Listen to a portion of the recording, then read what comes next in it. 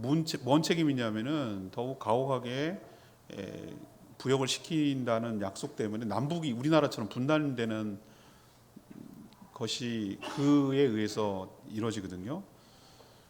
당연히 암몬 사람인 엄마의 영향을 받아서 그런지 우상 숭배에 빠집니다. 17년 다스렸어요. 그의 아들이 아비암인데 3년밖에 안 다스려요. 짧게 다스렸죠. 근데 아버지 이어받아가지고 똑같이 죄를 짓고 우상 숭배하고 이렇게 살아요. 아비암의 동생인지 아니면 아들인지는 모르겠어요. 3년밖에 안 됐기 때문에. 근데 아사가 이제 그 다음 왕이 되거든요. 근데 이 아사는 앞에 왕들하고는 달랐어요. 하나님을 온전히 섬기는 그런 왕으로 평가되고 있거든요. 우리가 생각해야 될 게 하나 있어요. 우리는 뭐가 잘 안 되고 그러면 조상 탓을 해요. 금수저 훌수저 얘기하면서 내가 부모 잘못 만나가지고 공부도 못하게 됐고 안 밀어줘가지고 내가 이 모양 이 꼴로 산다라는 식으로 자기의 현재의 잘못된 것, 자기의 일생이 불행하고 힘든 것을 다 조상 탓을 하고 다 그 탓을 돌려요. 근데 오늘 말씀 보면 여러분 첫 번째로 들어야 될 게 뭐냐면은 그런 말 하면 안 돼요. 왕을 보면 부전자전에 있냐 이렇게 우리는 얘기를 하는데 닮죠. 아무래도 여러 가지 영향을 받으니까 닮죠.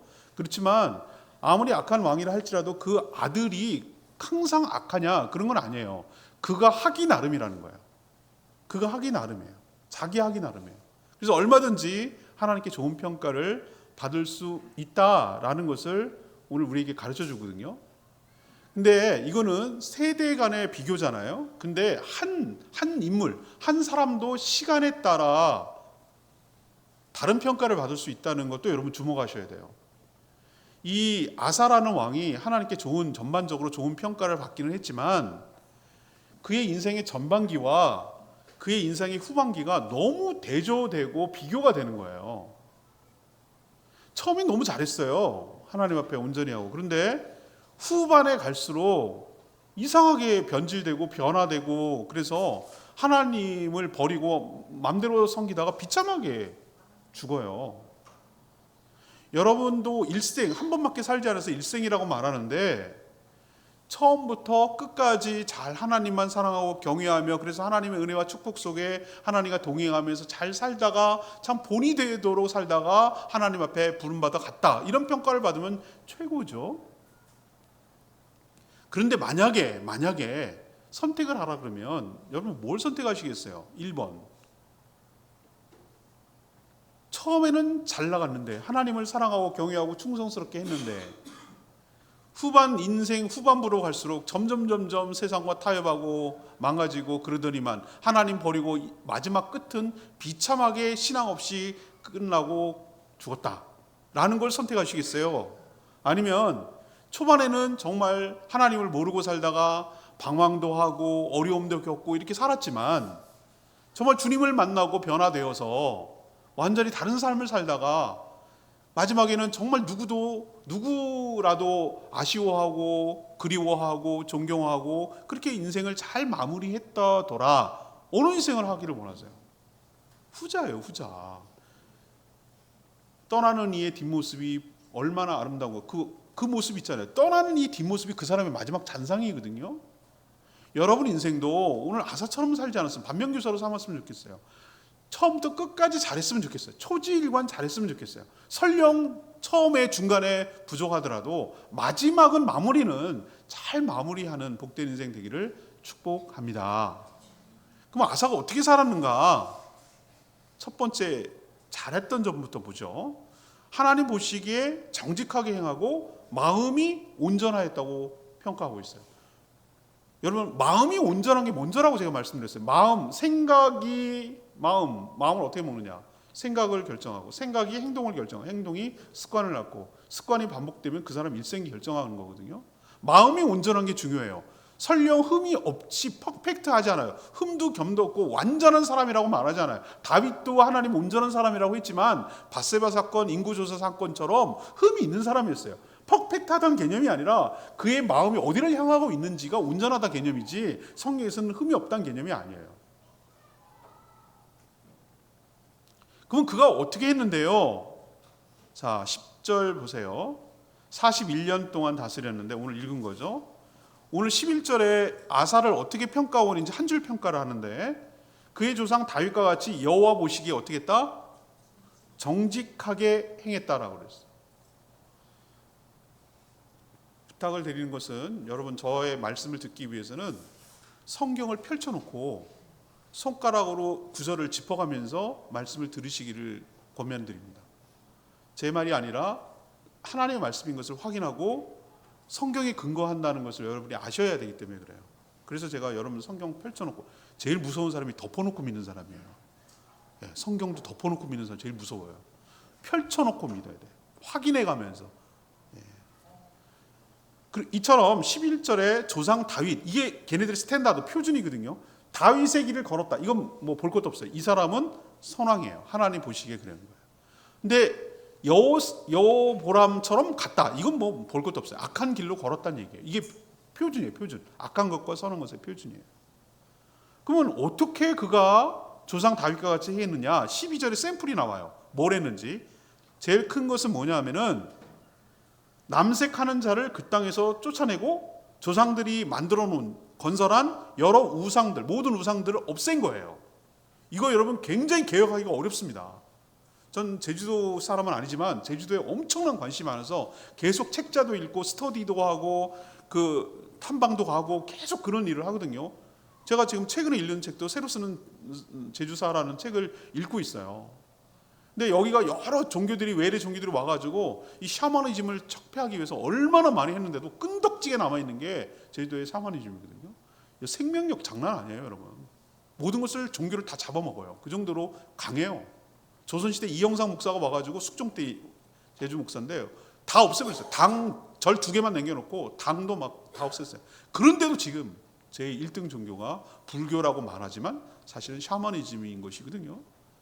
선울에 가면은 와울리 선울 이쪽 지역이 동쪽이 센데 본향당이라는 곳에 제가 가서 사진도 찍고 탐방도 하고 그랬어요. 얼마나 샤머니즘이 뿌리 깊은지 몰라요. 이거 안 뽑아져요.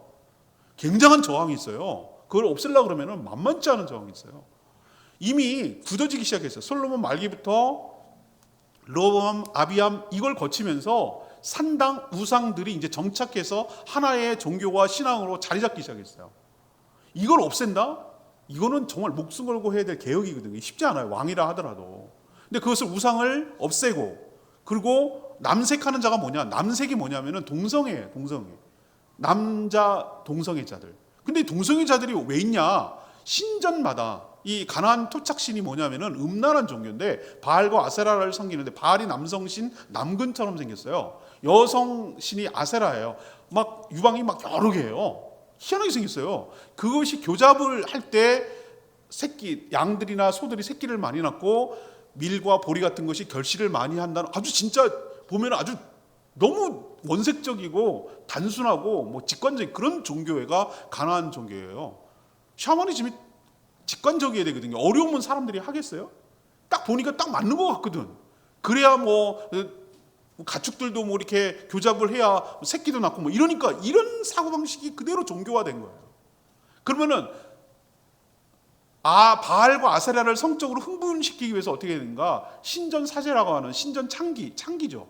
제물을 드리는 자를 매춘행이랑 하는 거죠. 합법적으로 종교라는 이름 아래 합법적으로 그렇게 할 수 있도록 만드는데 사용되고 고용돼서 종사하는 사람이 남색하는 사람이에요. 신전 창기예요. 근데 형태는 거룩한 신을 모시는 사제처럼 하고 있어요. 무당처럼 하고 있는 거예요. 그거 없애기가 여러분 굉장히 쉽지 않습니다. 근데 그 사람들은 어떻게 했습니까? 땅에서 쫓아냈다고 그랬어요. 그 다음에 바알과 아세라 우상을 갖다가 다 없애버렸다고. 이거 굉장한 계획이거든요. 더 기가 막힌 건 뭐냐면은 13절이에요. 13절. 그의 어머니 마아가가 혐오스러운 아세라상을 만들었는데 태우의 위를 패하고 그 우상을 찍어 기드론 시내가에 불살랐다고 그랬어요. 어머니인지 할머니인지 잘 몰라요. 그러니까 제가 이게 헷갈리는데 그러니까 다시 말해서 아비암 바로 위에 있는 선왕의 엄마도 마아가거든요. 그러면 얘도 마아가라는 얘기는 할머니인가 엄마인가 이게 헷갈리는 거예요. 빨리 죽어서 아비암이 빨리 죽어서 엄마가 동생을 시켰을 수도 있고 아니면은 엄마가 마아가가 할머니인 할머니인데 아비암이 빨리 죽었으니까 할머니가 섭정을 할 수도 있고, 아무튼 굉장한 태후의 위치에 있고, 왕조 국가에서는 왕 다음으로 권력이 센 게 뭐냐면은 어머니 또는 할머니가 정권을 잡고 휘둘르거든요. 근데 그것을 없앤다? 폐위시킨다? 이거 보통 목숨 걸면 하지 않으면 안 되는 일이에요. 근데 그 마아가를 어떻게 했습니까? 태후에서 폐위시키고, 명분은 뭐였죠? 그가 뭘 세웠다는 거예요? 여신 아세라 상을 만들었기 때문이라는 이유만으로 그 폐위시켰어요. 그리고 그 아세라 상, 예루살렘에 있는 아세라는 어떻게 했습니까? 도끼로 찍었어요. 도끼로 찍고 그걸로 부족해가지고 그 옆에 흐르는 기드론 시내가에 가가지고 불로 태웠어요. 그러니까 완전하게 어떻게 합니까? 청산하기 위한 과감한 개혁 정치를 누가 했어요? 아사왕이 했다는 거예요. 그러니까 14절에 아사의 마음이 일평생 여호와 앞에 온전했다라고 평가를 하고 있죠. 또 아사가 잘한 게 뭡니까? 15절에 보니까 아비암 또는 르호보암이라고 할 수도 있고, 그가 구별해서 드린 것, 자기가 구별해서 드린 것을 여호와의 성전에 받들어 드렸다. 근데 그것이 보물이었어요. 은과 금 그릇 형태로 된 보물을 하나님께 봉헌한 거예요. 여러분, 사람 있잖아요. 하나님 안 믿고 그러면은 헌금 안 하고 이런 거 굉장히 인색해집니다. 왜? 아깝다는 생각이 들거든요. 없는 것에 왜 해야 돼? 내가 아까워서 열심히 번 것을 왜 해야 돼? 근데 진짜 하나님이 살아계시고 하나님께 받은 은혜가 너무 크다고 생각하면 자신의 것이 안 아깝고 하나님께 더 많은 드리고 싶은 마음이 있거든요. 아사가 근데 자기 아버지 거 안 드렸던 것 같아요. 아버지 거, 그 다음에 자기가 드린 거, 은그릇. 사람이 욕심이 나거든요. 견물생심이라고. 그것을 모은 것을 하나님께 온전히 드려서, 성전에 드려서 하나님께 봉헌했다. 이거 보면, 이런 걸 쭉 사례를 보면 아사가 참 하나님 앞에 온전히 살려고 애를 쓴 왕이었던 것은 맞다. 하나님이 제일 싫어하는 것을 뺀 거예요. 가시를 뺀 것처럼. 우상을 하나님이 제일 싫어하는 거거든요. 하나님 외에 다른 신을 섬기는 것에 대해서 넘지 말아야 될 선이라고 제가 말씀드렸고, 영적으로 간음이라고 제가 말씀을 드렸어요. 그게 가장 싫어하는 죄인데 아사가 그 앞장서서 우상을 없애고 종교개혁을 일으켜서 온 이스라엘 백성이 하나님의 말씀과 율법에 따라 살도록 선포하고 그렇게 인도한 점에 대해서 하나님이 너무 기뻐하신 거예요. 그래서 그 아사의 일생을 다윗의 길로 걸어갔다. 그의 마음이 온전했다라고 말하면서 그 일생에 복을 내려주시고 축복을 하신 것이죠. 사랑하는 여러분, 여러분에게 첫 번째 드리는 교훈은 이거예요. 여러분의 인생에 있어서 아사와 같이 내가 여전히 덕지덕지 붙어있고 끊어내지 못하고, 내가 여전히 질척거리고 있고, 여전히 병행하고 있고, 여전히 같이 동거하고 있고, 같이 내 삶에 완전히 청산하지 못한 이 우상과 우상 숭배와 이런 것들이 영적 간음 행위가 남아있으면 하나님과의 관계가 온전해질 수가 없어요. 하나님과의 관계가 온전해지지 않으면 하나님으로부터 내려오는 신령한 은혜와 축복과 자비와 여러 가지 복을, 은혜를 받지 못하는 거예요. 관계가 깨지면 우리가 모두 소원해지는 것처럼, 사람과 사람 사이도 그런 것처럼 하나님과의 관계가 깨지고 소원해지면 내가 받을 수 있는 것이 없어요. 제일 먼저 뭐부터 청산해야 되냐면은 내가 하나님과 사이에 가로막고 있는 그 나만의 우상을 척결하고 청산하고 없애버리는 개혁을 단행할 때 하나님의 은혜가 여러분 가운데 임하고 여러분의 인생이 좋게 평가되고 은혜를 경험하게 될 줄 믿습니다. 요즘 우상을, 그렇게 노골적인 우상을 섬기는 사람이 어디 있어요? 막 예수 믿는다고 하면서 절에 가서 불쌍해도 절하고 뭐 비나이다 돌에다 가서 하고 이런 사람 거의 없거든요. 근데 안 보이는 우상이 더 문제예요. 안 보이는 나만의 우상이 있어요. 그것이 나랑 같이 잘 견고하게 붙어있고 살고 있거든요. 그러면 나의만의 우상이 뭐냐 하면은 이거예요. 내가 다급할 때 찾는 거, 의지하는 거, 내가 힘들고 어려울 때 의지하는 거, 부탁하는 거, 제일 먼저 떠오르는 거, 그리고 거기에 드리는 시간이든 물질이든 뭐든 아깝지 않는 거, 그게 나만의 우상이에요. 어떤 사람은 돈이, 우리 맘몬주의라고 그래요. 돈이 우상이에요. 리미티드가 없어요. 어디까지 만족하는 게 없어요. 그냥 돈 자체가 목적이에요. 그게 우상이라는 얘기죠. 끊임없이 계속해서 더 많은 돈을 찾아가서 많이 모으는 것 자체가 목적인 사람들, 이게 바로 돈이 그 사람의 우상이라는 뜻이에요. 좋아요, 팔로우 수 여기 목숨 거는 사람들 얼마나 유튜버들 얼마나 많은지 몰라요. 예민해요. 떨어지고 몇 명이 됐다. 그럼 뭐 비교 대상이 쟤는 100만 팔로워래. 뭐 나는 뭐 550만밖에 안 돼. 이런 거 뭐가 우상입니까? 그 사람 직업이기도 하고 그 사람 인기와 명예와 명성이 그 사람의 우상이기도 해요. 덕후들, 오타쿠들, 여러 가지 전문가들 엄청 많아요. 운동, 취미 이러 있는데 선을 넘어버리는 거예요. 거기에 온전히 올인해버려갖고 다른 일에 일상을 못하고 내가 마땅히 해야 될 여러 가지 것들을 놓치고 하나님마저도 배제하고 다른 성도들과 교제하는 것도 별로고 온전히 내 시간과 물질을 거기다가 다 바치는 취미가 있다면, 그의 특기가 뭐가 있다면 그것도 나의 우상이에요. 이런 상태에 있는 한, 그걸 척결하지 못하는 한, 하나님보다 더 우선하는 그 무언가가 있는 한 여러분들의 삶이 하나님 앞에 온전한 축복을 받을 수가 없어요. 아사가 잘했던 건 뭐냐면은 나와 하나님 관계를 걸기석거리게 하고 가로막고 있는 그 무언가의 우상을 과감하게 내 살을 도려내는 것처럼 종교 계획을 일으키고 어머니까지 폐위시키고 그 저항을 할 것이 뻔한데도 불구하고 없애버린 거, 우상을 없애버리고 그 신정 창기들을 정리한 거, 이거는 하나님께 축복받을 길이라는 거 기억하시고, 여러분의 인생에 있어서도 과감한 개혁을 통해서 하나님과의 관계가 온전히 회복되어 하늘의 축복을 받아 누리게 되기를 축복합니다. 두 번째, 여러분, 이번에 안 좋은 쪽으로 얘기할게요. 위기가 닥쳐오자 하나님 대신에 인간적인 방법을 쓰는 거예요. 이건 우리가 본받지 말아야 될 부분이에요. 우리도 살다 보면은 인생의 큰, 정말 죽을 것 같은 인생의 큰 위기가 사람마다 물론 차이가 있겠지만 적어도 한 두세 번 이상은 와요. 두세 번은 옵니다. 내 인생 끝났구나 라고 싶을 정도로, 그게 건강이 됐든 파산이 됐든 뭐 직장 퇴직이 됐든 뭐가 됐든 간에 큰 인생의 위기가 옵니다. 오거든요. 아사도 그랬어요. 아사가 이제 15년 41년 동안 통치했는데 15년 만에 국가적인 위기가 왔어요. 구스가 뭐냐면 지금의 아프리카 에티오피아에 누구냐면은 세라라는 왕이 100만 대군을 거느리고 이스라엘을 침략하러 온 거예요. 르호보암 때 이미 시삭이 와가지고 싹 들어갔거든요. 100만, 여러분 100만이 어느 정도인지 가늠이 되세요? 제주도가 서울의 3배 정도 되는 땅덩어리인데 인구가 70만이 안 돼요. 몽땅 서귀포까지 다 합쳐도 70만이 안 돼요. 물론 여기에 적을 두지 않고 살아가는 사람, 뭐 불법 체류자 뭐 다 포함해도 그래도 100만이 안 돼요. 80만도 안 될 거예요. 그러면 100만이, 그것도 군대가 병거 300대는 지금으로 치면은 뭐 탱크 같은 첨단 무기예요. 그걸 앞세워가지고 유다를 침략한 거예요. 얼마나 위기입니까?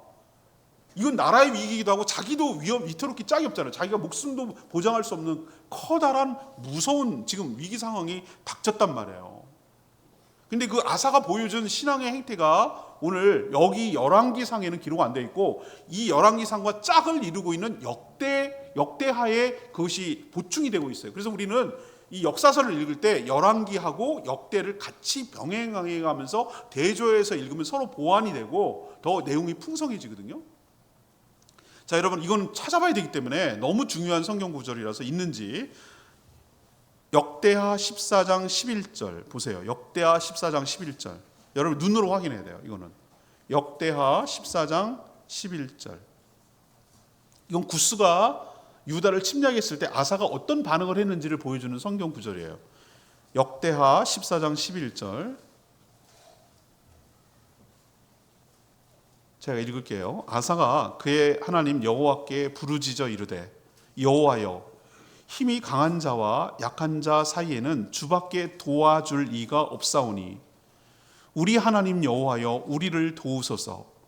우리가 주를 의지하오며 주의 이름을 의탁하옵고 이 많은 무리를 치러 왔나이다. 여호와여, 주는 우리 하나님이시오니 원하건대 사람이 주를 이기지 못하게 하옵소서 하였더니, 12절, 여호와께서 구스 사람들을 아사와 유다 사람들 앞에서 치시니 구스 사람들이 도망하는지라. 여러분 아멘입니까? 아사 그 기도 느껴져요? 하나님, 저는 힘이 없습니다. 하나님, 이런 상황에서 하나님밖에 도와줄 분이 없습니다. 하나님만 전폭적으로 의지합니다. 하나님 살려주십시오. 하나님 우리를 도와주십시오. 하나님 우리를 지켜주십시오. 하나님께 의존하고 의탁하고 맡기고 의지하고 하나님만 바라고 기도하고 있는 이 절절한 아사의 기도 속에서 그의 믿음과 신앙을 우린 엿볼 수 있어요. 그의 기도를 하나님께서 들으셔서 아까도 방금 읽었지만 100만 대군인 구스를 하나님께서 쳐서 유다가 이기도록 하셨어요. 엄청난 승리를 거뒀고요. 그 100만 대군이 끌고 오면서 갖고 왔던 여러 가지 물자들을 다 차지할 수 있었어요. 하나님께 너무 감사해가지고 뭐 했냐면 하나님께 제사를 드릴 정도였어요. 이렇게 큰 승리를 거뒀으면 이런 유사한 일이 있을 때 그렇게 반복적으로 인생의 위기가 찾아오면 그렇게 하면 되는데, 여러분 그게 참 인생의 아이러니하죠. 큰 위기는 잘 넘겼는데 작은 위기 앞에 넘어지는 사람들이 얼마나 많은지 몰라요.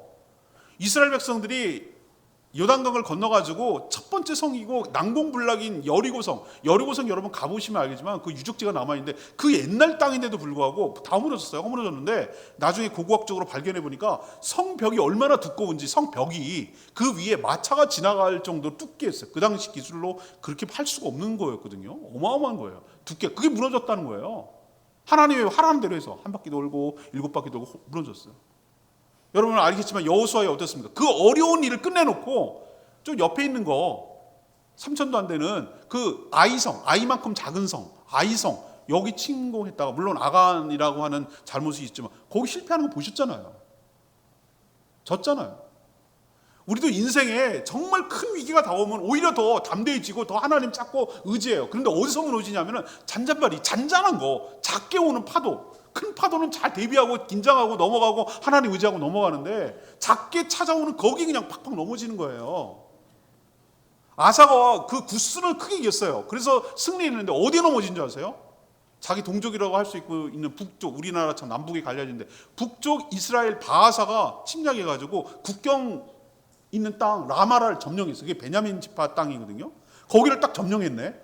위기죠. 근데 점령해서 계속 밀고 내려오는 것이 아니라 수도 예루살렘과 6km 정도 떨어졌어요. 우리로 치면 휴전선 가까운 거예요. 우리는 굉장히 불리하잖아요. 평양하고 했을 때 우리는 휴전선하고 너무 가깝잖아요. 장사정포군 사정권 안에 들어와서 우리는 늘 위기 속에 살아가는데 코앞까지 다가온 거예요. 6km면 그렇게 멀지 않아요. 구제주 신제주 거리 거 정도 될 거예요. 그러면 그 앞에까지 딱 들어와가지고 진을 치기 시작해요. 라마에서. 거기 진지를 구축하는 거예요. 그래서 거기에다가 뭐 하는 거죠? 통행을 못하도록 차단하는 동시에, 통제하는 동시에 여차하면은 기습 공격가 가지고 들어올 그런 위기에 처했어요. 물론 위기는 위기예요. 그러나 구스 100만이 침략했을 정도의 위기는 아니에요. 이 정도는 얼마든지 하나님께 간구하고 기도하고 이 문제를 하나님께 지혜를 구해서 돌파할 수 있었는데 여기서 넘어질 줄 몰랐던 거예요. 변했어요. 아사가 어떻게 변한 줄 아세요? 닥닥 남은 보물, 국가죠. 자기가 은근슬을 가지고 하나님께 헌물로 드렸다고 그랬잖아요. 그래서 성전 창고에 그 쌓여있는 보물들 그거 긁어내고 왕궁에 있는 그거 보물들 가지고 뇌물을 줬어요. 누구에게? 지금 시리아 수도인 다마스커스가 수도잖아요. 그때 당시의 이름은 아람이라는 나라였어요. 아람 베나닷에게 그 신하를 시켜가지고 그거 성전에 받은 거 이거 해가지고 갖다가 뇌물을 주고 뭐라고 부탁했냐면은 이렇게 얘기하는 거예요. 북쪽 이스라엘과 조약을 깨고 자기네끼리 우리랑 한 편 먹자 이거예요. 우리 편이 돼가지고 이거 받으시고 북쪽 이스라엘을 우리 대신 쳐달라는 거예요. 공격해달라. 공격하면 어떻게 됩니까? 라마에서 남쪽에서 지금 진지를 구축하고 바하사가 지금 유다를 침공하기 위해서 지금 진지를 국경 도시를 건설하고 있는 중인데 북쪽에서 계속 치니까 아람이 치니까 어떻게 되면 그거부터 꺼야지. 급한 불부터 꺼야 되잖아요. 그렇게 해달라고 했어요. 그랬더니 베나닷이 너무 표정 관리가 안 되는 거예요. 왜? 뇌물도 받았겠다. 이스라엘을 치고 싶은데 명분이 없었는데 얘네랑 그렇게 해달라고도 얘기를 하겠다. 그러니까 얼마나 좋아요. 그래서 신하를 보내서 진짜로 부탁한 대로 북쪽 이스라엘 여러 성읍들을 치기 시작했어요.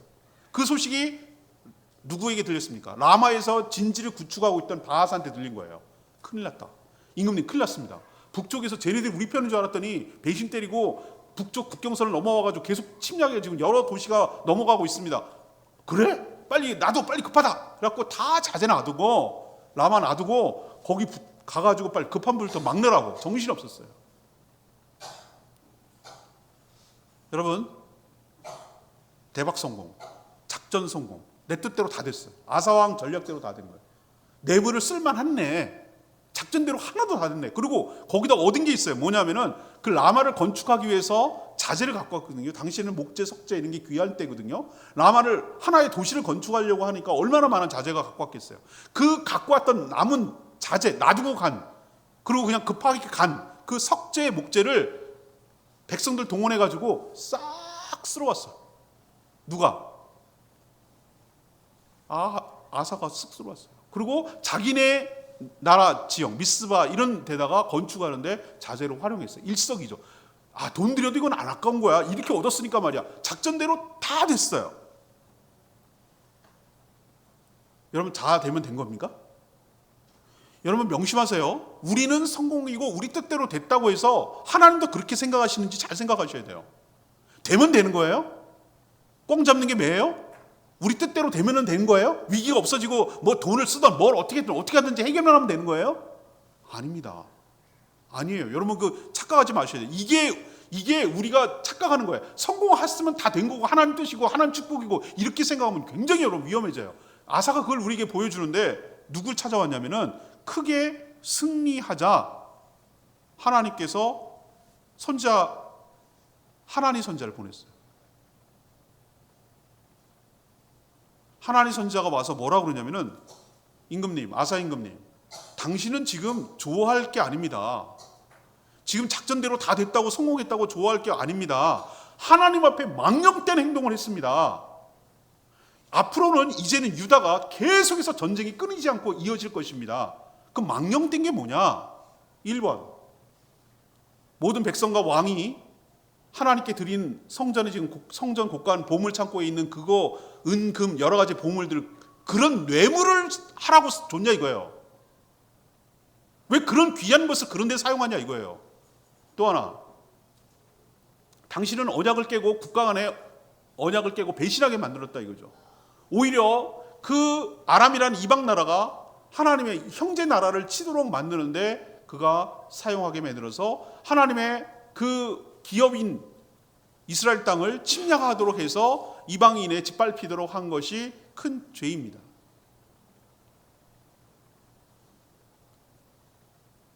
여러분도 오늘 잘 생각하셔야 되는 게 뭐냐면은 일이 잘 되고 성공했다고 좋아하지 마시라고요. 목적이 옳으면 그 목적을 이루는 방법도 옳아야 될 줄로 믿습니다. 서양 속담에 성경을 읽기 위해서 촛불을 훔치지 마라. 성경을 읽는다는 거룩한 목적을 이루기 위해서 촛불이 필요하니까 훔치는 거 하나님 기뻐하지 않는다. 자기 뜻을 이루기 위해서 그 방법이 옳지 않으면 하나님 기뻐하지 않는다. 이 자체가 뭐냐면은 하나님을 신뢰하지 않는 결정적인 증거가 뭐냐면 이 위기 상황에 닥쳤을 때 구스가 한 것처럼 하나님을 의지하고 기도하고 간구하지 않고 그런 거 없고 돈 갖고 해결하려고 한 이 불신의 마음을 하나님이 책망하시고 그것을 망령되게 했다고 하는 거예요. 사랑 여러분, 그 사람의 믿음의 신앙과 믿음은 언제 드러나냐면은 위기 상황이 닥칠 때 보면 그 사람이 뭘 믿는지 드러나요. 제가 여러 번 말씀드렸잖아요. 평상시에는 서울말, 그러니까 표준말을 잘해요. 그래도 티가 나겠지만 경상도 사람 뭐 티 안 내고 그냥 하는 사람도 있긴 있지만 하는데 언제 그 사람의 고향이 나타나냐면 고향말이 팍 튀어나오냐면은 굉장히 심리적으로 해이해지거나 편하거나 긴장을 풀거나 위기 상황이 닥치거나 그러면은 원색적인 모습이 딱 나오는 거예요. 사람이 그렇거든요. 미천이 다 드러나거든요. 위기 상황이 닥치면 그 사람의 미천이 드러나요. 우리가 상황이 어려워지면 그 사람이 뭘 의지하고 믿고 하는지가 드러나는 거예요. 사람이 변했어요. 구스 때랑 지금 마음이 달라진 거예요. 마음이 높아진 거예요. 그러니까 뭘로 해결하려고 들죠? 돈 갖고 해결하려고 들어요. 여러분 제일 쉽고 하수가 뭔지 아세요? 돈으로 해결하려고 드는 사람이 제일 하수예요. 믿음 없는 사람이에요. 때로는 물론 필요해요. 어떤 일을 하기 위해서는 돈이라는 게 필요합니다. 그러나 여러분 믿음의 사람들은 그것부터 들이미는 것이 아니고 그것도 안 좋은 방법으로 뇌물을 줘가지고 비정상적인 방법으로 그렇게 하는 게 아니고 제일 먼저 크거나 작거나 힘들고 어려운 난관에 부딪히면 구스 때처럼 겸손하고 겸비한 마음으로 하나님을 찾고 간구하고 기도하는 모습이 그 사람이 하나님을 의지하고 하나님을 신뢰하고 있다는 증거일 줄 압니다. 근데 그게 아니고 사람 찾고 돈 찾고 자기 방법 찾고 인맥 동원하고 형님, 선배님 도와주세요. 이번만 도와주세요. 아버지 한 번만 밀어주세요. 이런 식으로 사람 의지하고 돈 의지하고 이런 어려움들을 그런 식으로 인간적인 방법으로 타개하고 하는 거, 성공했다 하더라도 하나님의 책망을 받는다는 거예요. 그게 벌써 신앙의 내리막길을 걷고 있다는 증거란 말이에요. 그러니 여러분, 아사처럼 살지 마시고 끝까지 초지일관해서 크고 작고 어떤 어려움이든지 간에, 큰 것만 하나님 찾고 그러지 말고 크고 작고 어떤 어려움이 간에 하나님께 찾고 구하고 의지하고 하나님 의뢰하고 하나님께 간구하는 저와 여러분 되기를 소망합니다. 마지막은 뭐냐? 인생 말년에 하나님 떠나서 영육이 병들었다는 게 이 사람 인생 국인 거예요. 이미 하나님은 아사의 타락을 염두에 두시고 구스와 큰 승리를 거뒀을 때 누구를 보내냐면은 아사라라는 선지자를 보냈어요. 아사라 선지자를 보내가지고 뭐라고 얘기했냐면, 이건 이제 역대하에 나오는 거예요. 이거랑 병행하는, 하나님만 자꾸 구하십시오. 승리에 도취돼가지고 뭔가 된 것처럼 착각하지 마십시오. 임금님, 겸손해지셔야 됩니다. 처음 마음 잃으시면 안 됩니다. 요즘 잘 나간다고 해서 좋아하시면 안 됩니다. 사람이 힘들고 어려울 때 하나님 자꾸 구해요. 그때는 신앙이 흔들리고 그러지 않아요. 그때도 위험한 사람도 있어요. 그걸 못 견디고 나가 떨어지는 사람도 있는데, 제가 쭉 목회하면서 지켜보니까 언제 사람이 위험해지냐면은 잘 나갈 때, 뭔가 잘 풀리는 것 같을 때, 뭔가 좀 잘 이루어지는 것 같을 때, 그때가 위험하더라고요. 그래서 누구였냐, 아사라 선지자를 보내갖고 경고한 거예요. 임금님, 구스 왕 이겼다고 좋아하시면 하면 안 됩니다. 그리고 뭐라고 얘기했냐면, 당신의 행위에 상급이 있습니다. 난 이게 무슨 말인지 처음 이해가 안 됐어요. 당신의 행위에 상급이 있습니다? 이게 뭘까? 너 하기 나름이야, 이 뜻이에요. 우리 쉽게 하면은 당신 하기 나름입니다. 당신이 하나님을 의지하고 계속 하면은 계속 하나님의 은혜와 축복이 있을 것이지만, 당신이 하나님 버리고 당신 마음대로 하고 네 멋대로 하면 거기에 상응하는 벌이 있을 것이야. 그러니 정신 똑바로 차려. 이 얘기를 둘러서 얘기하는 거예요. 당신의 행위에 상급이 있을 것입니다. 이 얘기가 그 얘기예요. 그러면 그런 얘기를 했으면 물론 기분 좋은 큰 대승을 거두고 축제의 날이고 국가적인 정말 기쁜 날이기 때문에 초치는 저 하나니 아사라 선지자가 얼마나 미웠을까, 왕이. 그렇긴 해도 좀 쓴소리 들었다고 생각하고 그렇게 하고 해야 되는데, 그거 했다고 기분 나쁘다고 하나니 선지자가 하나님 잡아다가 감옥에 넣어버렸어요. 거기부터가 문제라. 여러분, 여러분에게 나를 아껴서 충고해주고 나에게 쓴소리 해주는 사람이 내 곁에 있다는 것이 힘들고 어려운 것이 아니라 여러분의 복이고 축복인 줄 믿습니다. 매주마다 말씀을 통해서 여러분이 하나님의 뜻을 전달하고 있잖아요. 제가 그것이 어떨 때는 마음이 불편하고 힘들 때가 있거든요. 오늘도 뭐 그런 분이 있을 수 있어요. 근데 그것이 여러분을 향한 하나님의 고언이고 하나님의 우려고 하나님의 염려고 하나님의 사랑의 표현이라고 받아들이시고 그것을 수용하고 그것을 이게 용납하고 받아들이는 마음이 여러분에게 복이 되고 덕이 될 줄로 믿습니다.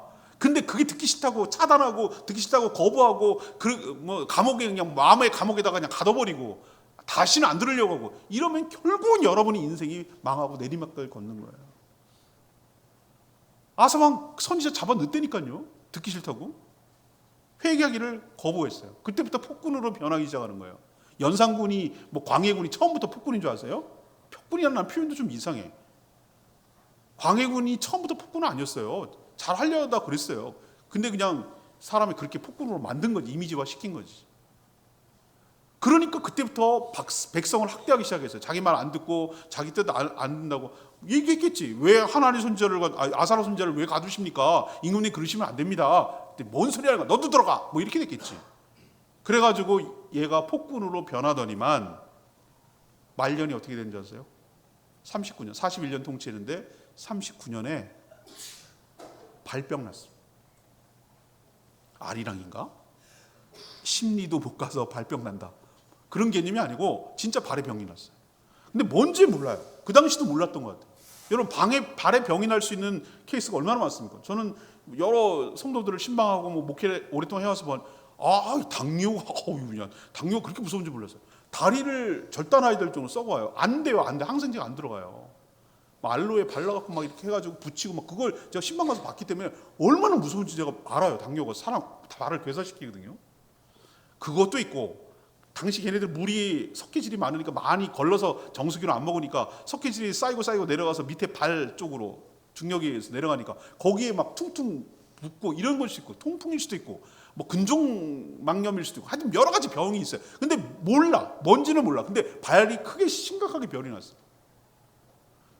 근데 그게 중요한 게 아니고 역대하에 보면은 이 2년 동안 죽기 2년 동안 그것 때문에 결국 죽었는데 뭐 했냐면은 아사왕이 하나님 찾지 않고 의원만 찾아다니더라 이렇게 나와요. 용하다는 의원만 찾아다닌 거예요. 그리고 그걸로 죽었어요. 사랑하는 여러분, 저는 사람이 영과 육이 긴밀하게 영향이 있다고 생각하는 사람이에요. 영혼과 육신이 같이 일체가 되어 있습니다. 그걸 한 사람이라고 말하는데 어느 쪽에 병이 나면 이쪽에 영향을 줘요. 예를 들면은 육이 너무 많이 다치고 어렵고 상하고 그러면은 영혼에도 영향을 줘요. 영혼이 약화돼요. 근데 거꾸로 내 영혼이 잘된 같이 내가 범사에 잘되고 그 표현 있잖아요. 요한 1장에 나오는데 그것처럼 여러분이 영혼이 잘 될 때 육신도 잘 되게 돼 있어요. 근데 영혼이 피폐해지면 육신도 어려워져요. 영향을 주기 때문에. 저는 아사왕이 발병 났다라는 것만 해석이 되지 않아요. 발이 병날 뿐만 아니라 영혼도 병들었어요. 하나님을 찾고 구하지 않아요. 왜 이렇게 됐을까? 제가 목회를 하면서 수많은 사람의 임종을 보잖아요. 제일 쇼크 먹었던 장례식을 치르는데 내내 찝찝해가지고 얼마나 충격을 받았으면 아직까지 기억이 남겠어요. 장로님. 장로님이 내가 너무 다 도매금 넘기면 안 됩니다. 좋은 장로님 되게 많아요. 병문안 갔더니 저리가. 저분이 왜 나를 이렇게 싫어하지? 내가 굉장히 거절감을 당하잖아요. 내가 늦게 왔다고 그랬나? 자주 안 와서 그랬나? 되게 왜 부목사가 신방하고 그러면 오시라고 그렇게 아무리 경황이 없어 막 이러는 거예요. 그래서 나왔더니 왜 저러시냐고 그랬더니 권사님이 헛것이 요즘 보여서 그런지 자꾸 저런다고. 좀 기분이 잠잠해지더라고. 그래갖고 장로님 왜 그러세요? 그랬더니 뭐 불안해가 어쩔 줄 몰라요. 죽음이 무서운 거지. 먹지 못해가지고 점점 말라가지고 뼈만 남아 뼈만. 사람이 참 몰골이 그러니까 너무 또 그렇더라고. 그 잔상이 남잖아요. 뼈만 남았어. 그 손톱이라도 좀 잘라주지. 손톱은 길어 또. 왜 이게 손톱 안 잘라가지고. 근데 제가 마지막 임종한다고 해서 갔을 때 그게 충격이었어요. 시트 침대 병원 침대 침상의 시트에다가 손톱을 박았어요. 이렇게 하는 그 마지막 표정이 딱 어떤 느낌이었냐면은 도살장에 이렇게 소 잡고 개 잡으려고 이렇게 끌고 갈 때 안 들어가려고 막 길을 쓰는 마지막 발악처럼 느껴졌어요. 그러니까 내가 저분 장로님이라서 장례를 이제 집례하고 치러야 되는데 저분이 구원을 받았을까? 얘기는 안 했어요. 유가족들 충격받을까 봐 얘기는 안 했는데 저 혼자 계속 그 생각이 드는 거예요. 저분이 천국 갔을까? 저분이 구원받았을까? 계속 그 생각이 드는 거예요.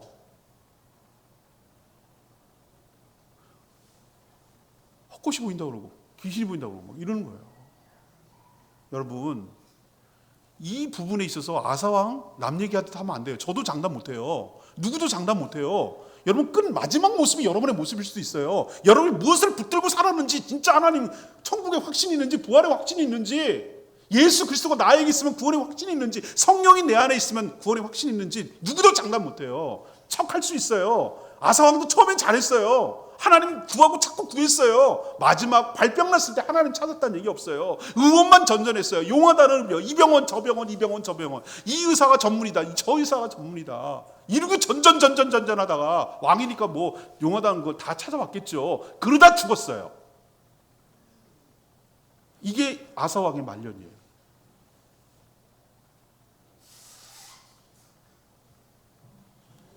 고통은 하나님의 메가폰이라고 그래요.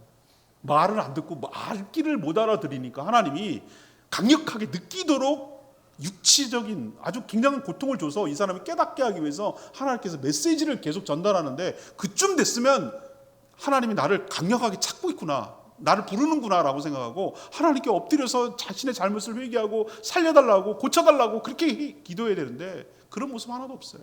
의원만 찾다 죽었어요.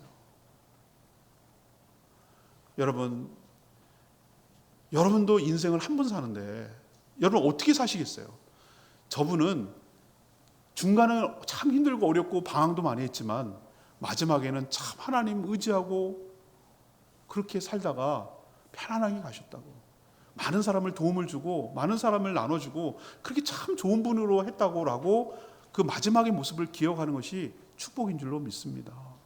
제가 생명의 삶 때 얘기했잖아요. 그 반대 이때도 평생 한 번도 교회 안 오다가 그 집에 가가지고 제가 우리 집사님이 방문 간호사였어요. 보건소. 거기 예수 믿을 마음이 좀 있는 것 같아서 목사님 가보래요. 가서 복음을 전했더니 아니 난 의외로 잘 받아들이는 거예요. 교회라고는 위안 말기였어요. 해가지고 우리 교회에서 샘물 호스피스 연결 자매 MOU 맺은 게 있거든요. 거기다가 보내드렸어요. 그럴 때 거기서 세례를 받았다고 너무 어린애처럼 좋아하는 거예요. 마지막 임종 때가 돼서 오라는 거예요. 그래서 갔어요. 그랬더니 임종 1인실이 있거든요. 호스피스에. 갔더니 그분이 마지막에 뭐라고 그런 줄 아세요? 난 그때 충격받았어요. 엄마, 아내, 아들한테를 내가 미안하다고 그러고 나 천국 간다고 그러고 내가 죽으면 꼭 교회 가라고 그렇게 유언을 남기더라고. 그리고 편안하게 자듯이 가는데 교회랑은 한 번도 안 나왔어요. 그분. 난 천국 갔다고 확실합니다. 모든 성도들에게 한 번도 관계가 없으니 근데 그 샘물 호스피스는 여기다 미국 스타일, 아메리칸 스타일인지 여기를 이렇게 상반실 열어요. 시신을. 화장도 해주고 보게예요. 보게. 막 권사님들 무서워가지고 안 보려고 그래. 막 끌고 갔어. 내가 강제로. 보라고. 얼굴 좀 보라고. 저분 얼굴 좀 보라고 그랬어. 내가. 굉장히 편안해 보였어요. 굉장히 편안했어요. 그 가족들이 나중에 장례 끝나고 교회 와서 인사하고 그랬어요. 여러분 마지막을 봐야 돼요. 마지막을 봐야 돼요. 뭘 믿는지 마지막을 봐야 돼요. 여러분도 끝까지 주님을 신뢰하고 의지해서 천국에 입성하고 하나님의 은혜로 살아가는 복된 인생 되기를 축복합니다. 오늘 제가 3가지 얘기했는데요. 정말 제발 조상 탓하지 말고 왕년 얘기하지 말라고. 처음에 잘 나갔다고 조상 잘 나갔다고 그런 얘기 하지 마세요. 조상이 엉망이에도 또 탓하지 마세요. 내가 하기 나름이고요. 내가 인생 전반전 엉망으로 살았다고 또 후반전도 그렇게 산다는 거 아니에요. 또 왕년에 중간에 처음에 모태신앙으로 잘 살았다고 해서 내가 보장받는 거 아니에요. 내가 하기 나름이에요. 끝까지 초지일관 잘 하셔야 되고 특히 하나님과의 관계가 온전히 회복돼야 축복이 보장되는 거 기억하시기를 바라고요. 말씀 묵상하고 은혜하고 이 체험이 지속되고 계속돼야 돼요. 한 번 라이센스 딴 것처럼 하면 안 돼요. 계속될 때 하나님 관계가 소홀해지는 순간 인간적인 방법이 나오고 의지하게 돼요. 이러면 망하는 거예요. 그리고 마지막에 뭐예요? 하나님께서 여러분들을 계속 경고해요. 책망도 하고요. 그때 들으시고 나서 대치지 마시고 거부하지 마시고 돌이켜서 고집 부리지 말고 돌이켜서 회개하고 그러면 하나님께서 관계를 회복하시고 다시 은혜를 부어주실 줄로 믿습니다. 여러분의 신앙이 초지일관 꾸준히 끝까지 잘 마무리하는 복된 신앙 되기를 축복합니다.